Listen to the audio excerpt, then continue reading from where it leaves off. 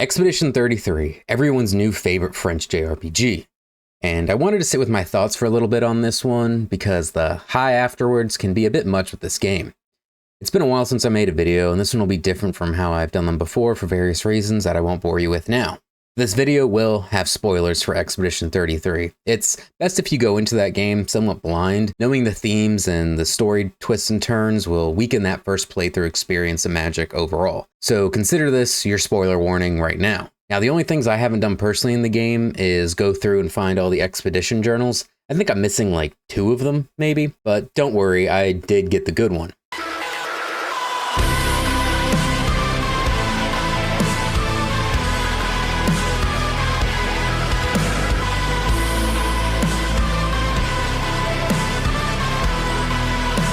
Expedition 33 is a strong champion in the argument that games can indeed be an art. Almost every area of this game drips with creativity. The visuals are beautiful with unique designs throughout. You can see this from the start with the twisted Paris-inspired Lumiere. There are numerous beautiful vistas, and sure, some areas feel like things you've seen in other games before, like under the ocean, snow-topped mountains, but usually there's a small twist thrown in, like the snow peaks also being a Trave graveyard or the floating pink whales and sea creatures under the sea.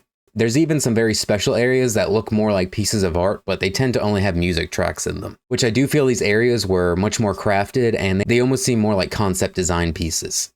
A few areas do stand out to me though.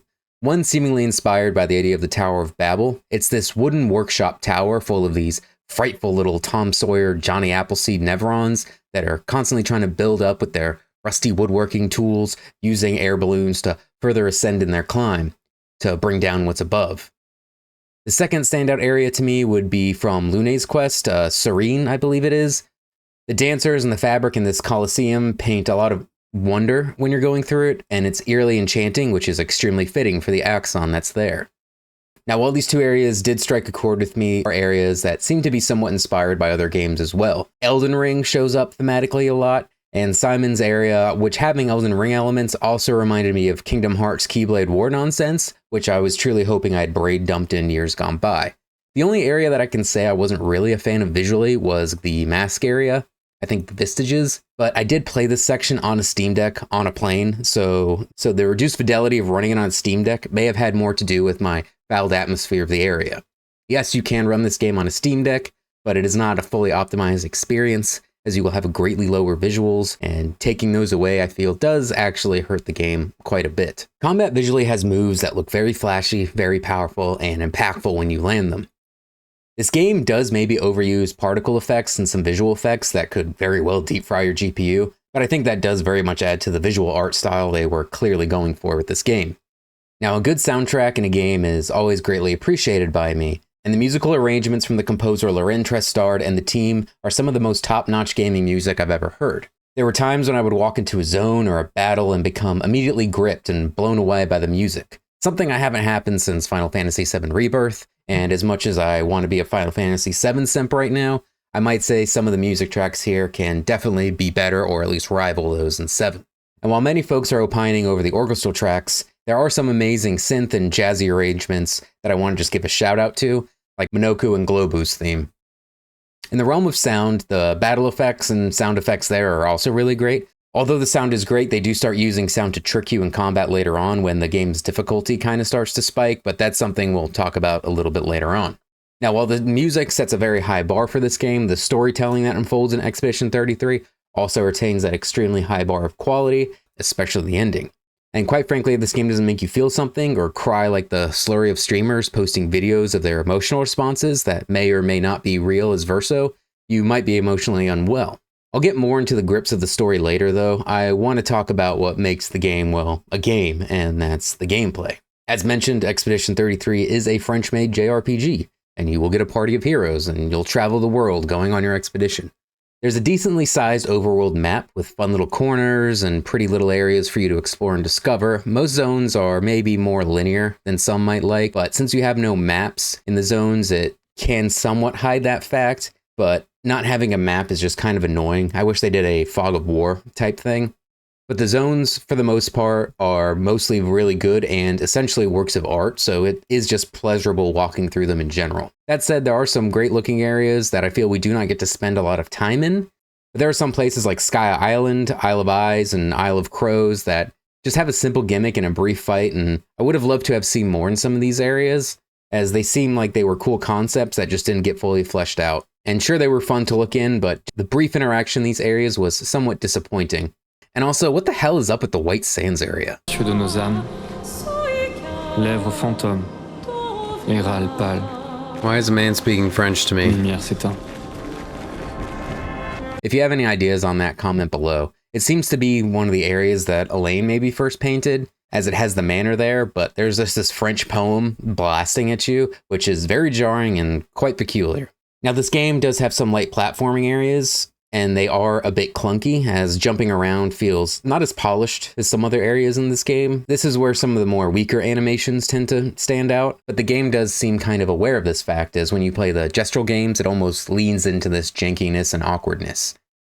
You can also zipline around, climb up clip faces, jump gaps, those sort of very basic things that you find in a lot of games these days. It does feel like a little bit of fluff, but they do add some visual diversity and exploring and probably just allow a clean way to have map breaks. I don't feel like any of the platforming of this game was overall challenging in any meaningful way, despite the vocal whiners that I've seen online. There are a couple tricky spots, sure, but nothing near as torturous as Patrolus in Final Fantasy 15. I feel any major complaints about the platforming in Expedition 33 are honestly kind of overblown and a bit of a skill issue. And if rolling is what's messing you up, just press your shatter attack and you'll cancel your rolling animation. Now, of course, you encounter enemies on your journey, and you'll see them roaming around the map doing never-on-related activities. You can actually shoot them with said shatter attack before combat, and as well as just a targeting shoot you can do. I'm not sure if this really does anything though, but when you hit foes with the shatter blast, it can just feel good. If you miss though, the action does linger for maybe a little longer than expected and can kind of feel a little awkward, which adds to that clunkiness factor. But for combat itself, combat doesn't just feel good, it feels damn good. Now the combat is turn-based, which with our dopamine-addicted brains in this world of ours, it can be considered boring to some people. The game does add a lot of reactive elements onto this though, so it does make the turn-based combat a little more engaging. And it isn't necessarily doing anything new here. We've seen a lot of these mechanics in other and older games as well, but what Expedition 33 does well is bringing them all together in a almost perfect little package. I would argue that after a while, combat can start to feel a little bit stale, mostly in endgame, as you will just kind of map out your optimal route of abilities and play out your pattern. So depth almost plateaus pretty hard after a while. The interactive elements of responding to the enemy's attacks is what sort of disrupts this flow and can make encounters more exciting and challenging and engaging, but it can just be extremely learning at times until you eventually learn their pattern. You can dodge attacks, which gives you somewhat generous window to avoid damage, and then you can parry. Parrying is a tighter window, but you can actually kind of practice parrying, because when you dodge, and if it says perfect, it means if you would have parried then, you would have countered, and these counters from parries are extremely powerful, and obviously these parries are completely optimal. These mechanics seem very easy to use at first, and I would say kind of are for most of the game. However, once you start reaching endgame, where speeds and the randomness of enemy actions greatly increases, attacks start having odd momentum, shifts, feints, and even auditory tricks as mentioned before to kind of trick you and put you on tilt. I might get attacked for saying this, but the game does have an almost Dark Souls difficulty style to it, meaning once you learn and understand the enemy and boss patterns and rhythms, the game just gets much, much easier, but there is a learning curve to get there. Now, while parries are optimal and extremely important, I think a lot of people try to force them. You can actually do builds where parries essentially don't matter, and it is pretty viable, but ultimately, if you are a parry god, you will work through things much quicker. Parries can be pretty unforgiving, but that's only if you keep forcing them and keep failing at them. Dodge windows are big enough where I don't see why most players can't use them. But again, you can just go more defensive builds where you kind of eat face, although it's definitely not optimal. And while these interactive mechanics do breathe a lot of life into the traditional turn-based system, I could see this being a pain point for some who want that pure turn-based classic experience, which there are plenty of those games still out there, despite what people think. Now, will this game's return to turn-based inspire other franchises like Final Fantasy to lean back into turn-based combat? I kind of doubt it, but we'll see.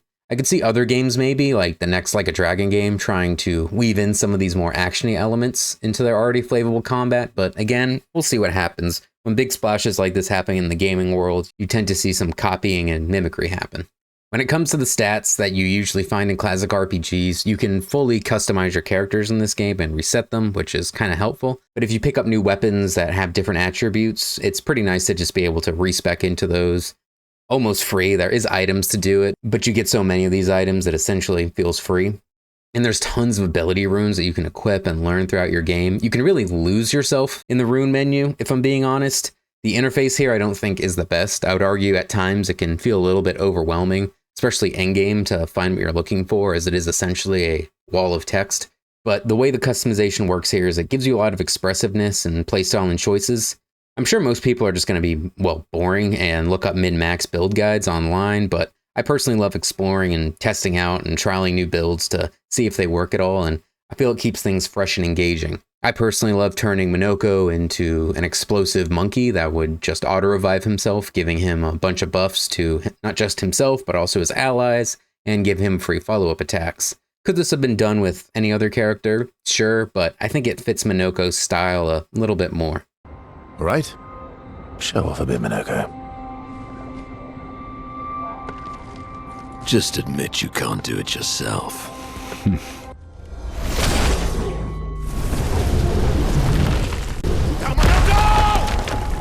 But another thing that makes combat stand out really good is how each character sort of has their own unique combat system.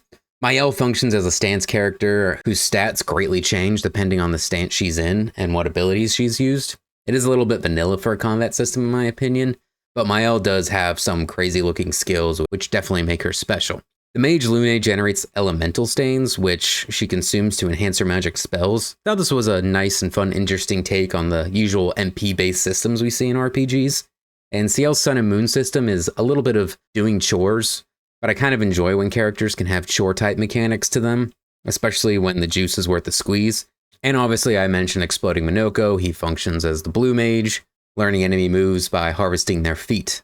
Now, even though I used this character a lot, I didn't really like Verso's ranking system all that much. It was kind of interesting at first, but I don't know, something about it didn't feel as enjoyable as some of the other systems. It's probably why I kind of ultimately just turned him into a shooty cannon. And Gustav's mechanic is just, his arm goes burr and powers up. There's nothing really special to his mechanic at all, but admittedly, pulling off a full-powered bionic arm can feel pretty good. Keep it basic. That's not gonna work. That's too far. Bionic arm. Bionic arm. OTG. Bionic arm. Giving set. He has another chance. He's still in it. He's still in it. Bionic arm. Combo B. 3-0. Combo. Unfortunately, Gustav did not take the set 3-0. Yes, that was 14 years ago, and time is indeed a cruel mistress. Now, as mentioned, the only real difficulty in this game just comes from learning the new boss moves. And when the moves start becoming visual spectacles and start doing 10 plus hits, it can be really daunting to try to parry these things, and it's probably a sign to put the parries down, start dodging, and tack on some health and defense, or just go for big numbers roulette mode and nuke everything. I wouldn't say any boss is overly hard. Yes, Simon is by far the toughest boss in this game, and it did take some fiddling around to eventually beat him.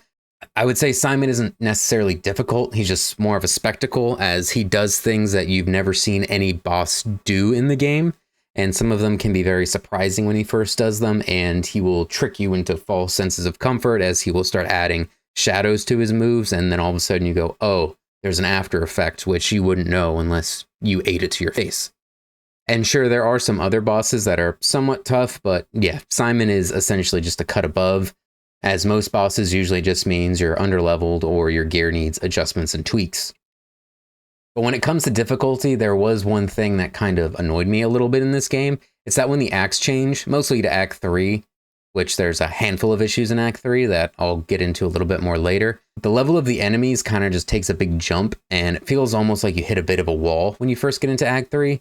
This could just be a me thing, but I very much struggled to find areas that I could even go and level up and train on. Eventually, I just went into an area that had the danger warning, and it strangely ended up being the perfect fit for where I was at, which was kind of confusing to me. And then once I got a few skill ups, everything felt easy again, and I was able to progress.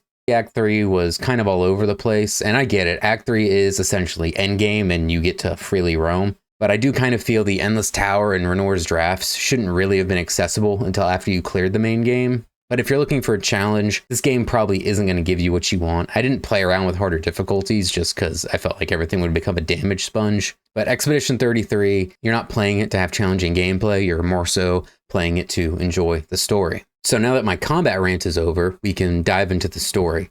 This game starts as a quest to eliminate the Paintress, this giant monster who paints a number on a tree once a year, and every time the number goes down, an event occurs called the Gommage.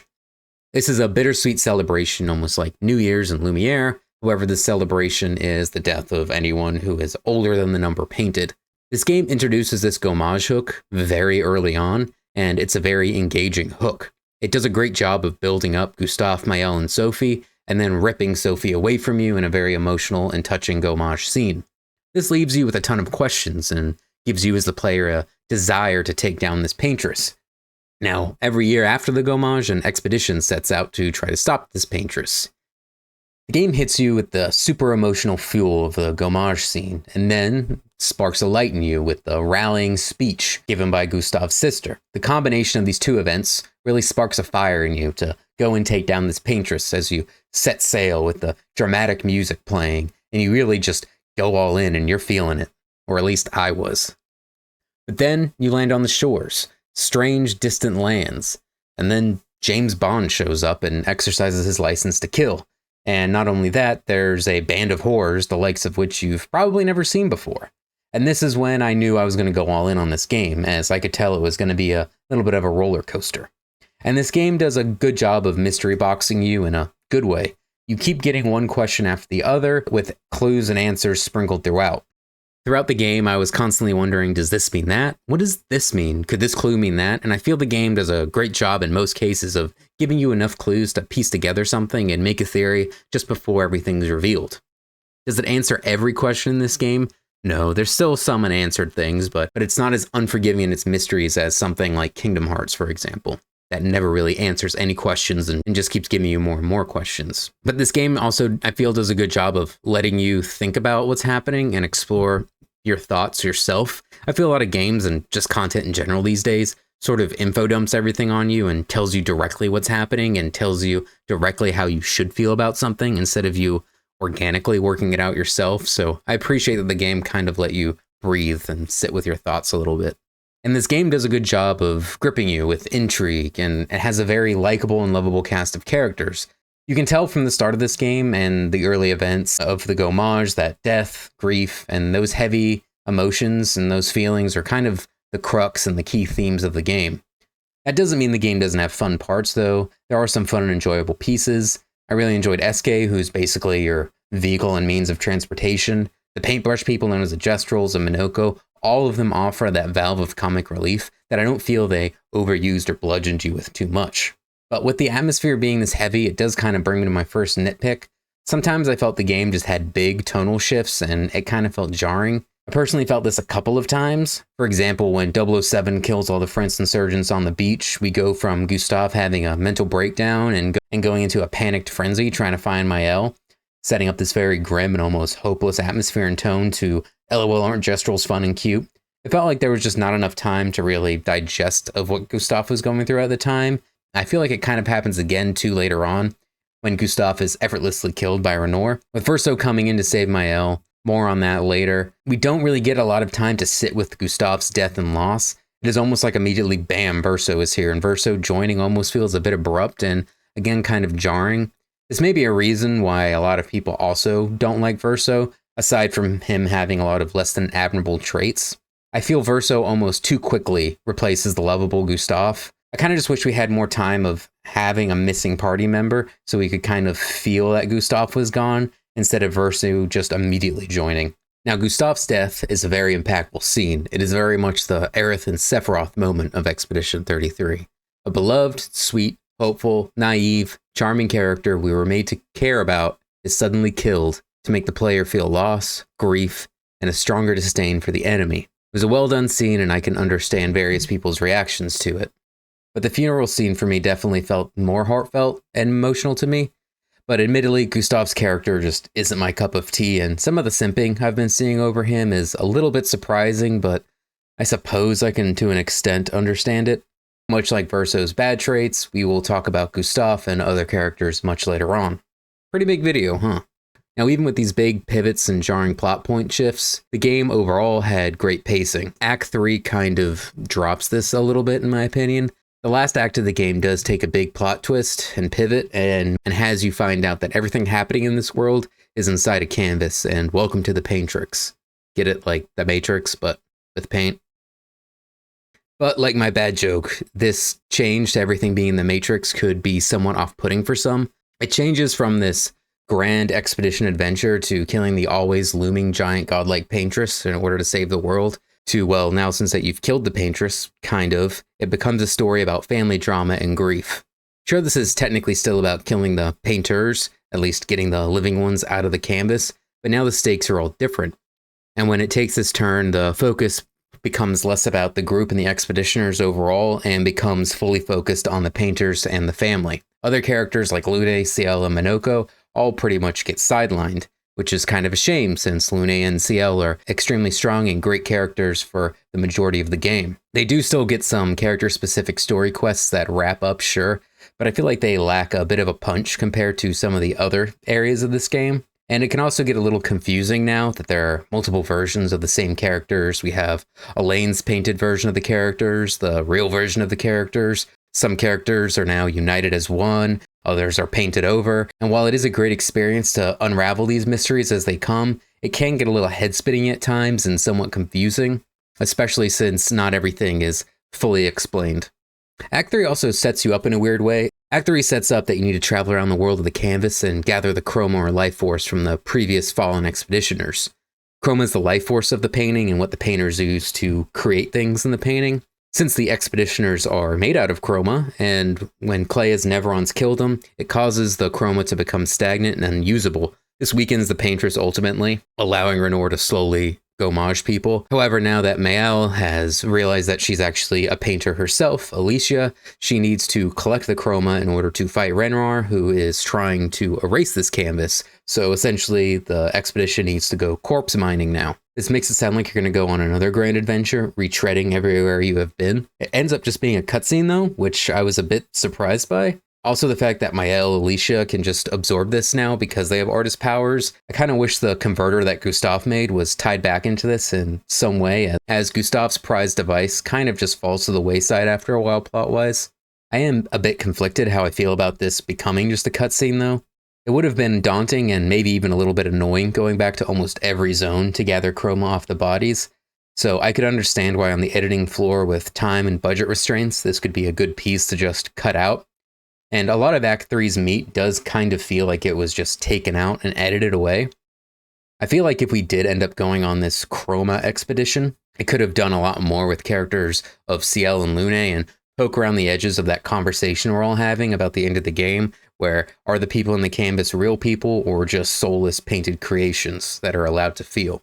But with Act 3 and the whole we are in the Matrix moment, it again opens up more mysteries, but it does make some of the what the hell is happening moments earlier in the game start making a lot more sense. This is more notable when you start doing New Game Plus things and start just noticing little things pop out. There's also way more foreshadowing in this game than you might have picked up on in your first playthrough.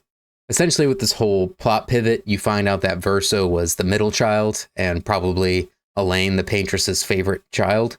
And Verso died in a fire trying to save Alicia, also known as Mael. Alicia was apparently more into writing, and it seems to imply Verso encouraged her to maybe pursue that passion. But something happened, and the Writers Guild responded by setting fire to the Painter's Manor, which is all part of a war between the writers and the painters, which the older sister Clea is fighting. This leaves Alicia burned and unable to speak. On a more personal side note, I don't know why people are acting like why Alicia is living in a flesh prison. Yes, her quality of life is diminished from the fire, sure, and she's still working through that trauma, but I feel her injuries are pretty manageable and not some ending, joy-crushing flesh prison. Growing up, I had a family friend who was a professional athlete who ended up being injured and went from peak athletic human to wheelchair-bound in a feeding tube. That is very much a flesh prison situation, but they got through the dark times and still ended up finding joy in their life and family beyond that. It could be hard to think that when you're living in the moment to see that light at the end, but in order to do that, you do need a support system, and in Alicia's case, her brother Verso, who seemed to be her support system's gone, so I can kind of understand why it's a little tougher for her, but ultimately, I get a little prickly when I hear people saying that real-world Alicia is living in a flesh prison. This canvas world is Verso's only canvas creation, allegedly. And once Verso died in the fire, their mother Elaine goes into Verso's canvas to live out her fantasies. The reason Verso's soul is in this canvas is because whenever an artist creates something, they put a piece of their soul into it. At least that's what the sandwich artist at Subway told me before I ate his meatball soul. But Elaine in Verso's canvas starts painting her own family and living out fantasies and essentially playing dollhouse in here. Although she does seem to still bear some resentment towards Alicia, probably because her favorite child Verso died saving her, and so she plays the blame game on Alicia, and Alicia is the only painted family member by Elaine who has no color, and she left her with her burns as well as giving her no voice. And what's even more messed up is later on, when you encounter Elaine as Maëlle, who looks exactly like Alicia, only if Alicia was fire resistant, Elaine then tries to burn Maëlle's face off, because good old motherly love. The thing is though, Elaine could have left and came back to the canvas every now and then to play dolls if she wanted, but Elaine just gets addicted to being in the canvas, and she won't stop, and if you stay in a canvas too long, your real world body essentially withers and dies. It causes stress on the family overall, and causes Renoir to try to pull her out of the canvas and bring his wife back into the real world to deal with her grief properly. Once Renoir enters the canvas though, Elaine doesn't want to go, and he tries to use the Axons, who are the essence of his family, to remind her of what's on the outside. But Elaine won't have it, and so then Renoir introduces death into the canvas in the form of the gommage. This causes the fracture in the canvas world and is why everything in the canvas, like Lumiere, looks so broken. But with this world becoming a canvas, it really starts making you see things in a slightly different way, and the discussion bubbles up of what's real and what really matters, which then Act 3 mostly focuses on this war between the painters and their family drama, which again means characters like Lune and Ciel, their struggles sort of don't matter anymore, and they get dropped to the wayside. In Act 2, Lune and Ciel have big character moments, and then in Act 3, it's all kind of dropped, and all they essentially end up doing is just dropping some quotes on Renoir. I've seen some folks say that because Renoir actually talks to them and engages with them, Renoir also believes canvas creations are equally real as people. But I kind of don't necessarily think that's the case. I think we're in the right ballpark there, but I think something a little bit different. I'll talk about that in one of my theories later on in the video of why I think he's actually showing them respect as creations. But it is an uncommon thing in RPGs for side characters to kind of have their moment in the sun and then stand around and sort of do nothing, except for maybe say a word or two near the end. It's unfortunate though, because again, I felt like Lune and Ciel were just really good characters overall, and I think Lune probably gets the worst of this treatment, as she's much stronger in the beginning, and in Maëlle's fantasy, Lune doesn't even end up really getting anything in there. She's not with her family, and she has no real payoff in Maëlle's fake ending. Although she seemingly didn't give Ciel her kid back either, just her husband, so. But the game overall has a great ending. The game eventually leaves you with a tough choice. And while one ending does seem more canon than the other, I think the game does a stellar job of ramping this up and slowly building towards it throughout all of the story and the character interactions. While we still have a lot of unanswered questions that hopefully Sandfall will eventually answer for us, I think both endings can feel satisfying in their own way. Are they the most merry and happy endings?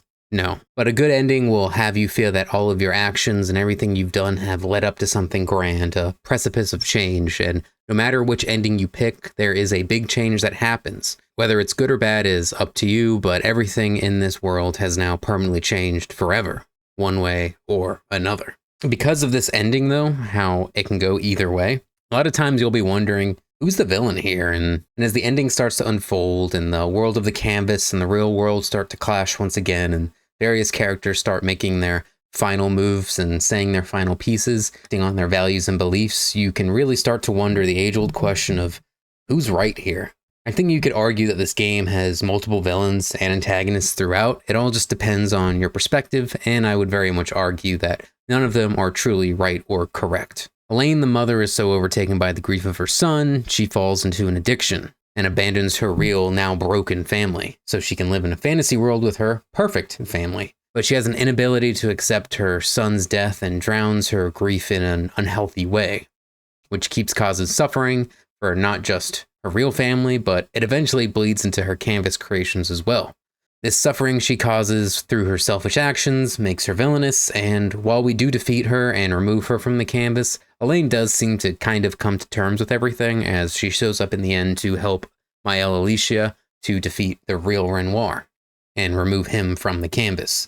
You can argue that if Elaine never invaded Verso's canvas to escape her reality, none of this would have happened and everything would have went a lot smoother, but you could also say if real Verso didn't trigger whatever happened with the writers, this could have all been avoided as well. Then you have Renoir, who wants his wife back and wants his family to come together and move on, and thus he tries to force Elena out of the canvas. However, since Elaine is the much stronger painter than Renoir, he can't do that and then ends up in a stalemate with her. This again causes the fracture, which breaks the canvas world, and he introduces death into Verso's canvas world. Although Elena's perfect paintings are immortal and death doesn't seem to really infect them. On the surface, Renoir kind of seems right. Yeah, Elaine should get out of the canvas. I mean, she could always do conjugal visits to the canvas if needed, but the problem is Renoir wants to erase this canvas for good because he knows the temptation is too high for Elaine and eventually Alicia, and he feels that neither of them can truly be trusted. Renoir is a ends justifies the mean type. Renoir always seeks to control and demands others bend to his will. Renoir being so persistent, stubborn, and adamant on erasing this canvas really leads to a lot of the issues and extreme reactions from Elaine and Alicia in regards to the canvas, and his ruthless, non-negotiable, and controlling nature make him villainous in this way. I would argue, though, he functions more as an antagonist than being a real villain. The real Renoir does eventually have a change of heart when he leaves with Elaine, finally gives up control a bit to Alicia to allow her to make whatever choice she feels is right about the canvas. I do wonder, though, if in Verso's ending, if Renoir truly did erase the canvas. We never actually saw him do it, so I feel it's a little ambiguous, but I feel it does very much imply this, since we see the canvas crew symbolically gommaged at the end, but there is some wiggle room they could play with here if they really wanted. But again, Renoir, like Elaine, is a bit selfish in what he wants, and because of this, he causes more suffering, and that, again, makes him villainous. Then you have Alicia Maëlle. Alicia tries to help the situation with the parents fighting, but then Alicia ends up just getting painted over and pretty much becoming Maëlle. In the canvas, Maëlle lives, 16 years? Eventually, Maëlle does remember through the game that she is Alicia and gets those real-world memories back. This is a little bit of a guess, but honestly, I'm not sure if Alicia has technically lived longer as Alicia or Maëlle. This could explain why maybe she feels more deeply attached to the canvas world than the real world and prefers to be Maëlle, as maybe she's actually lived longer than Maëlle, but I'm not really 100% sure on that. But obviously she also enjoys just being Maëlle because in the canvas world she has friends and isn't extra crispy. I do kind of find it funny though, because Maëlle constantly talked about in the beginning of the game of how she hated Lumiere and felt alone and unwanted, besides from Gustave. It wasn't until Maëlle went on the expedition that she learned to kind of love her world and developed more deep and lasting friendships. And she seemed to even appreciate that journey she went through as Maëlle even more when she became Alicia and remembered who she really was. But Alicia is like her mother Elaine and falls into the allure of the canvas, and would rather live out the fantasy of staying Maëlle and playing God instead of taking the expedition in the real world to find happiness, similar to how Maëlle went on that expedition for happiness in the canvas. It does seem that every painter at some point seems to fall into the allure of the canvas. Renoir even mentions that he fell into a canvas once. But where Elaine went into the canvas to escape grief, I feel Alicia's is a little bit different and maybe even more sinister. Alicia does the same thing, sure, of trying to escape her grief, but she's also disrespecting the wishes of Verso himself. The real Verso died to save her from a fire, so he could give his life in order for her to have a life of her own that she could choose and do what she wanted with, and now she's choosing to more or less waste it in the canvas, and both real and painted Verso always want more for her and for her to experience more. Maëlle's villainous for the similar reasons as her mother. She cares more about her wants and desires than others, and would lie and let others suffer in order to get what she wants, which is arguably a lesson she may have learned from painted Verso. Instead of letting things go, Alicia would rather constantly repaint the things she wants instead of dealing with the fact that nothing is permanent. But if it wasn't for Alicia's parents both being stubborn in their own way, she would have never went into the canvas to begin with and would have never went on her journey. It's unfortunate that she does fall to the same temptations as Elaine did with the canvas, but ultimately she's learning this lesson at a much younger age, so in turn it will probably cause her to be much better and well-rounded overall in the future. So depending on your ending, Alicia either grows as a character, learning her lesson and moving forward, probably eventually becoming a better person and painter overall, or she gives into the Maëlle persona where she just lives out her fantasy like her mother Elaine and plays dolls. Honestly, you can kind of start to sympathize with Renoir a little bit in wanting to destroy the canvas, as he's now not only lost his son, but both his wife and daughter just want to get lost in this canvas. But honestly, I still do think that destroying the canvas world does feel a little rash and extreme. But since these ladies can't control themselves with the fantasy and allure of the canvas, you do kind of get it a little bit.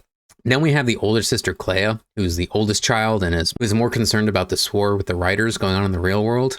We really don't know too much about it, and she basically just says that she doesn't have time for the families feuding in the canvas. And honestly, I can't really blame Clea for going this way. As someone who has lost people in his life to addictions, you can only do so much before you just have to separate from them and let them choose their own path. Could she have done more? Sure. Although it does seem to imply that during the Squad Zero time, she did make a much more heroic effort and just sort of gave up after that first attempt. But you could argue her giving up and just no longer wanting to deal with the situation is a form of villainy in itself. Then there's Verso, the last member of the family. And while the real Verso is dead, it seems to imply that the real Verso maybe nudged Alicia to reach out to the writers, as there seems to be some breadcrumbs that Alicia was always more interested in writing than painting. She writes a whole letter at one point. She even kind of speaks in poetic ways in her thoughts sometimes. So there seems to be an implication that she was more interested in writing than painting. And it also seems to imply that they took advantage of her in some way, which eventually led to the fire. There's a case that if Verso never reached out to the writers, none of this would have happened, and he would have never died, meaning none of these events would have ever taken place. Maëlle even calls this out at one point. Now, only a fraction of Verso's soul remains in the canvas, of the real Verso anyway, and it's a child because, well, he painted this canvas as a child. It seems to imply, though, at some points that Verso may have come back at various points in the canvas. There's a few times where it mentions that him and Clea painted and played together, and I think it even alludes to him and his mother painting together in the canvas at one point. It's not 100% clear, and we don't really have a definitive answer on any of this. But painted Verso is the one that we deal with the most. Like Renoir, this version of Verso wants everyone out of the canvas, and Verso no longer wants to wander this world as an immortal, and he just wants to rest and end this cycle of grief for his family. Like his father Renoir, though, Verso is a ends justifies the means type. But unlike Renoir, Verso uses different methods to reach his end. Verso will lie, manipulate, and do all kinds of seedy things to achieve his goals. He regularly lies to the expedition and hides truths from them because he feels they can't handle the truth. Renoir's axon of Verso was even named He Who Hides Truth with Lies. This is also why his love Julie eventually turns on him in Expedition Zero, because of his lies. Which, to be fair, how do you tell someone that all of you are painted people who aren't even really real? You would just sound like an insane person. But painted Verso, as mentioned, is a miscreant. He does not tell the truth, and he manipulates those around him to get his way. And because of his conduct and his want to end the cycle, even if Maëlle doesn't want to, can kind of make Verso a little bit villainous. But as you can tell, the Painter family has a lot of issues. All of them are selfish, and instead of coming together and grieving together and accepting Verso's death and moving past this traumatic experience, they all pull apart and lash out in selfish ways to deal with their grief, and they all do it in various ways by either trying to control everything, trying to disassociate, or just trying to escape into a fantasy world, as none of them really know how to properly deal with grief in a meaningful and healthy way. A lot of the heavy themes of this game are something almost everyone will experience and have to take part in someday.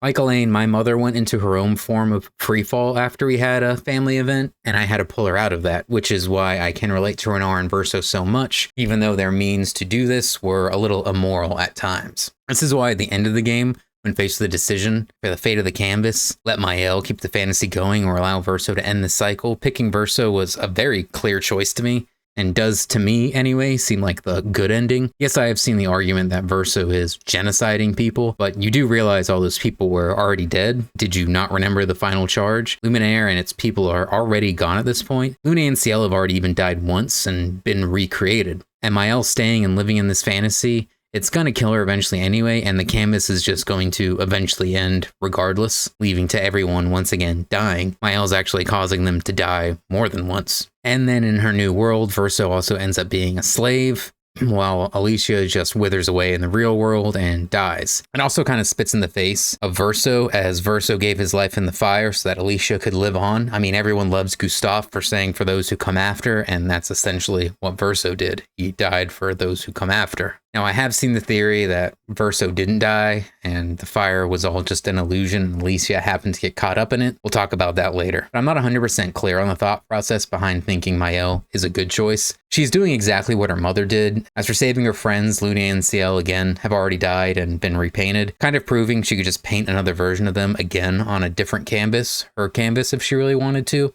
And we learned from the Minoko crest and from Elaine's painted family that even if you bring someone back and paint them to the best of your abilities, they aren't always the same.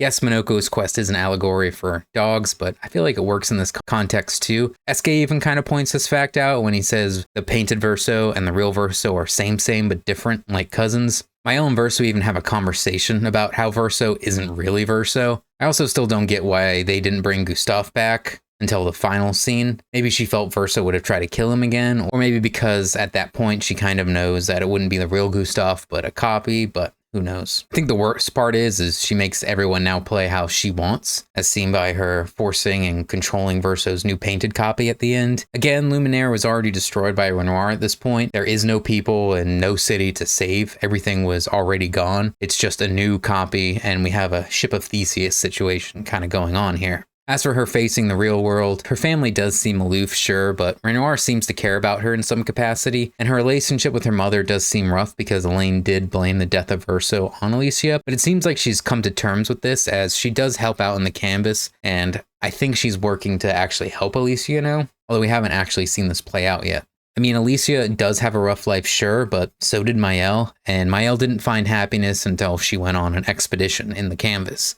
Alicia just needs to go on an expedition herself in the real world to develop in the same way that Mael did in the canvas. And since she's already done that journey once as Mael, she can easily do that again as Alicia. And I kind of get that, yeah, sure, she wants to stay in the happiness simulation because that's better for her, but she could always just paint her own canvas as Mael and live out her Mael fantasies there. She doesn't need to keep squatting in Verso's canvas to play out these fantasies. She can very much go and create her own. But the ending, regardless of which you choose or think is right or healthy, does end pretty powerfully. And because the nature around the choices are open, the gates for discourse and conversation can really go in any direction and go on forever.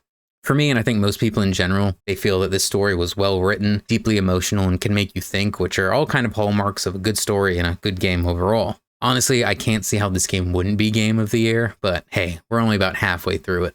As for the future of the franchise, all I know is Sandfall has to be aware that if they made a DLC or anything after this, sequel-wise, people would gladly eat it up. Very interested to see what the studio does from here and see if they can keep that same level of creativity and quality going through. It'll be exciting to see. But I think if they went a DLC route, there's a couple different options they could do. I think the easy one and perfect one is a chance to explore what happened with Squad Zero. We're teased with a lot of these events already from Mael's dreams, expedition journals, and Painted Verso, Simon, and Clea, and this could really fill in a lot of the gaps and answer some of the lingering questions we have around, and finding out what went down with Squad Zero could really color in a lot of those questionable areas. And also, while we experience the canvases Squad Zero and the history there, we could also see the real world too and see what transpired in the real world around the events with the writers. The whole Squad Zero thing and what's going on there are just ripe for picking for DLC. Another DLC route I think they could go is they could actually run off of Mael's ending, where she stays in the canvas. This could be about how Mael taking over Verso's canvas doesn't really work and everything is just falling apart despite her best efforts as now being the paintress. This could lead to her learning lessons about ultimately letting go and moving on and laying Verso to rest. It would sort of kind of just lead into Verso's ending in a roundabout and more harsh reality way. It does seem that Verso's ending is the more canon ending of what happened. We would see the war between the painters and the writers and probably end up having to visit new canvas worlds for one plot reason or another. It'll also be interesting to see what the writer's power set is like and how it functions. There's also the multiple theories of what you can do with Verso. Is he really alive? Did he create another canvas? There's a lot of plot threads you could play with. There's also the possibility that there's other organizations like them out there. Musicians could be another one, although you do write music, so I'm wondering if there's some crossover between musicians and writers. But it would be nice to see the painting family work as a unit together, maybe even create a canvas or something all together themselves. But it's too early to make any predictions on that. I also think if they wanted to make loads of money, they could easily sell SK plushies. And for the memes, I think they should just do a romantic visual novel style game for Expedition 60, because that would just be hilarious. Now, usually I would wrap up here, but since it's a super video, I'm going to jump into some of my theories now. Maybe one day I'll make more dedicated videos, or once we start getting more information on things, but I'm just going to leave the threads here for now and see where it goes. So I mentioned before how people are saying that Renoir sees Lune and Ciel as people since he acknowledges them. And I don't necessarily think this is the case. When he meets Painted Verso, he says he's some of the finest work he's ever seen. And I still think he sees Lune and Ciel as works and not necessarily people. He still respects and likes work as he sees them as an expression of art. But I think the reason Renoir acts this way is because it's mentioned that when Renoir paints, he likes to paint lessons into his creations. And I think Lune and Ciel both represent lessons in creations, and that's sort of why he's more meaning to them, as he's seeing the value in the lesson that they're portraying as a piece of work and art, not necessarily seeing them as equals or people. I mean, if he saw everyone as equals or people, he probably wouldn't have been gomaging them in the first place. I think it's more so he sees the values and the lessons that they're trying to bestow and teach, and he wants these lessons to get passed on to Maëlle and Alicia, since they're her friends and they're her lessons that she should be learning. But that's just kind of my thought around that. I don't think he sees them as people. That said, I think the expeditioners are all different lessons or core values that have been painted. I'm not sure exactly how to work this out. As we know, the expeditioners were all painted by Elaine at some point, or at least it implies that. Although I don't think she painted them all by herself. I think maybe the real Verso might have helped his mother paint these creations, or at least painted some of the people there. There's no real evidence to support this. That's just kind of my guess, is that maybe later in life Verso painted some people, and then that some of these expeditioners are lessons that the real Verso believed in or wanted to pass down to other people and express through his art. Because a lot of the expeditioners, as said, represent different values and lessons that the real Verso seems to maybe have had. For example, we know Verso loved music more than painting, and that his parents tried to force him to be a painter more than anything and have expectations, not just for him, but the whole family in general, to be great paintings. This is shown by Lune, as Lune implies that she was only born to be the perfect lab assistant for her parents and to be the perfect student scholar behind them, and that they put all this pressure on her to be one specific thing. This is a similar thing that's happening to Alicia, Verso, and Clea, is that they're all being forced to be painters and be the best version of that. I think this is a lesson that Verso learned and wanted to make sure it got passed on and expressed through his work, that putting this type of pressure on a person to be something they don't want to be is bad. It seems to imply the real Verso even wanted Alicia to get out of being a painter and reached out to the writers in that way. But again, this whole writers, Alicia reaching out to them, we have clues on, so I don't have anything definitive I want to say. It's kind of some guessing. Ciel also represents a lesson of that you can face a lot of hardships in life, but it doesn't mean you have to give up and stop caring about people. Ciel also shows the fact that I don't just care about immediate people, I care about everyone, and there's a sense of empathy behind Ciel. She's felt a lot of grief in her life, so thus it makes her more open and understanding of other people around her. I think this is another thing that the real Verso might have learned in life, is that he, through his own suffering of not being able to explore the art he wanted to, had empathy for Alicia and wanted her to go out and explore things. Ciel represents this lesson of that grief can blind you and make you do irrational things. And for example, Renoir's grief is blinding him to be very irrational in the way he's acting and being controlling. And Verso was acting in a way that was very sleazy and lying and doing everything. But in the end, it wasn't for a selfish reason. It's because he really thought he was trying to help everyone. And I think Ciel kind of shows that lesson of empathy in a weird way. So Gustave is also one of these lessons, even though he isn't around to drop bars on Renoir at the end. Gustave represents, I think, the good in Verso. I can't really figure out how to put this in words correctly, but Gustave has a naive innocence to him that you eventually need to let go of in life at some point, and his death sort of symbolizes letting go of that innocent naivety. Gustave is a hopeless ideal who thinks you can always win the right way no matter what, and winning the right way is more important than just winning. And when things don't go to plan or you can't win the right way, Gustav falls apart. We see that multiple times where he has panic attacks, tries to off himself. I think that's also another reason why Verso let Gustav die, is because it's a way of saying, hey, you've got to let your naiveness go. You can't always win the clean and right way. Sometimes you have to get dirty in order to win. And I think that's a harsh reality a lot of people struggle with, is everyone kind of taught and hopelessly believes that winning the right moral way is the correct way to do things, when reality isn't like that. Reality is harsh and wavering, and sometimes you do have to very much be the bad guy in order to help not just yourself, but those around you succeed.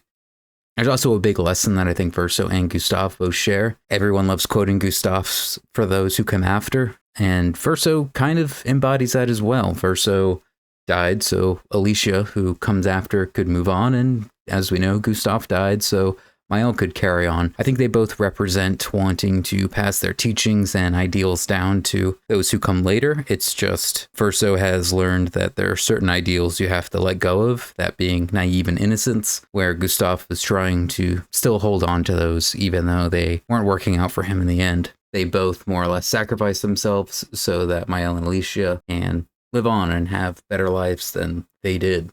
Staying in the topic of the idea of that expeditioners are sort of lessons that keep reliving life, as a work of art usually expresses lessons. That's how Renoir paints. I think as the canvas keeps going on and people die and get reborn, I think these lessons keep reliving themselves just in various different ways. As mentioned, we see from Minoko that when things are reborn, they come back, but they're slightly different. So essentially, even though these expeditioners are dying, the lessons that they have are carried on in unique and different ways. That said, I think there's some type of connection between Gustav and Simon, although it doesn't necessarily work, but maybe because Glea painted over Simon, it counts as him being dead. He's a little zombified instead of being actually dead.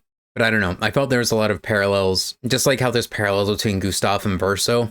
I felt there were some parallels between Simon and Gustav. Obviously, they're both missing an arm. That's a minor thing, though. Maybe that was a heavy clue. But they both seem to share a naive idea of if we do X, Y will happen. And ultimately, they both learn that things don't always go as planned. And sometimes you have to do things you might not want to do in order to make things better and achieve your end goals. But that is a bit of a stretch. And there's also some theories I've seen where Verso is essentially a lord of lies, where he lies about every single thing and nothing about him is true, that the fire was staged by him so he could escape and become a musician and artist in the real world, and Alicia just happened to get caught up in it.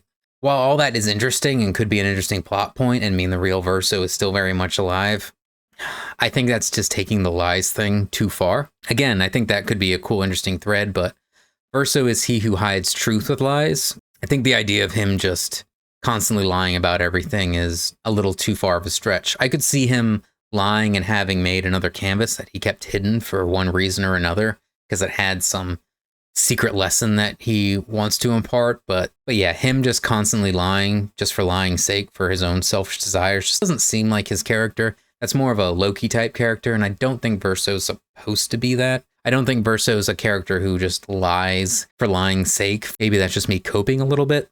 So I was going to add a character tier list at the end, but this video is already extremely long. But closing thoughts are, yeah, Expedition 33 is definitely up there on the monolith. I don't know if it cracks my top 10. I don't know if I've ever really sat down and thought through a top 10 list either, but this could definitely be a contender in that realm. Again, I don't see how this doesn't really get Game of the Year, but we are only halfway through it. I know a lot of people have been hyping up Kingdom Come Deliverance, but I don't know. That game doesn't look that interesting to me.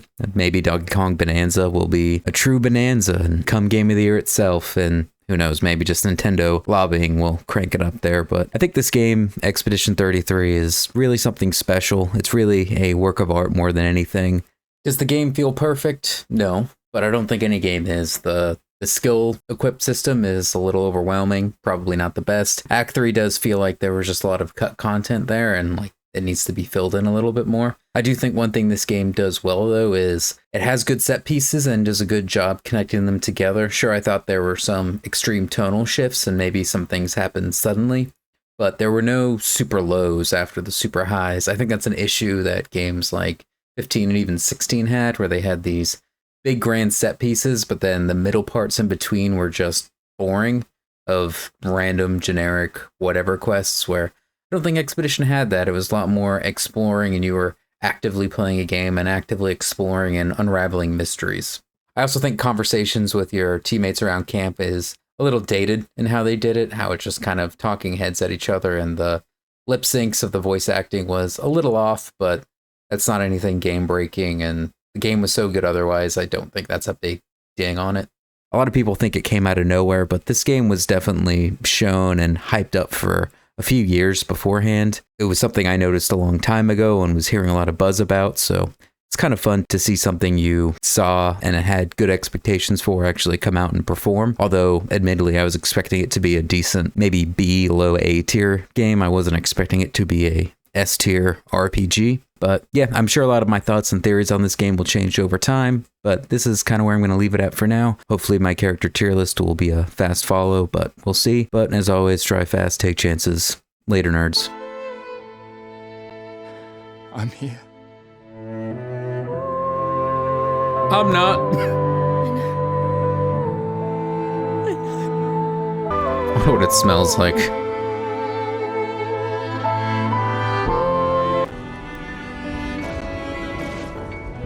This is a serious cutscene. I don't have my beret on.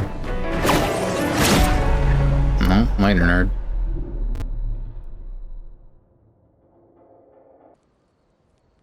Tomorrow will still come.